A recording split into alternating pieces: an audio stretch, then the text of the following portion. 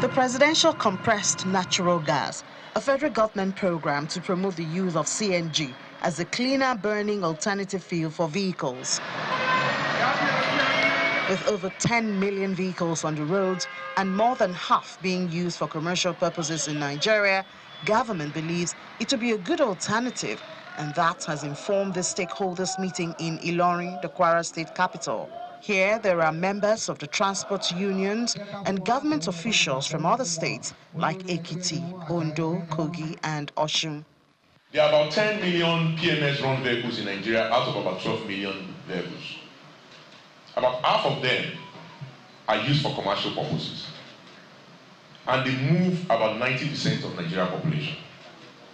Mr. President's goal that he has set for us is that in the next 3 years, by 2027, Nigeria should have 1 million vehicles converted to natural gas, and we have begun the work to make sure that happens.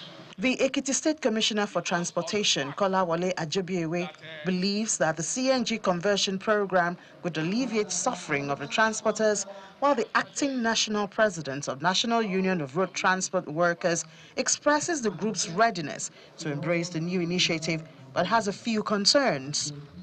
Because of its colorless, because of the fact that it is more economical than the one that we are presently using, that is the petrol oil.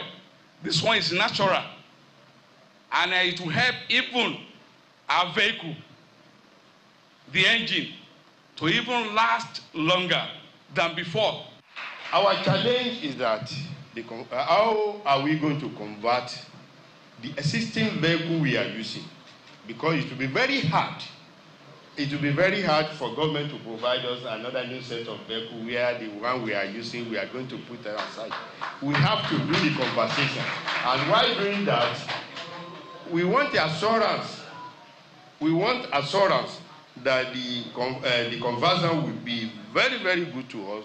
On behalf of NURTW, we want to support this program. This fear has been allayed, as the federal government will effect a 0% import duty waiver on vehicles with compressed natural gas, as well as kits to encourage more CNG-compliant vehicles. This is the standing order of the federal government, and the import duty waiver IDEC is processed by the Ministry of Finance through the Office of the Special Advisor Energy. And those of us at the PCNG we're here to facilitate it for both those who are manufacturing vehicles in Nigeria, as well as those who are bringing in vehicles and conversion kits. Of course, they still need to comply with the regulations of Nigeria vis-a-vis standards, Organization of Nigeria and other regulatory agencies.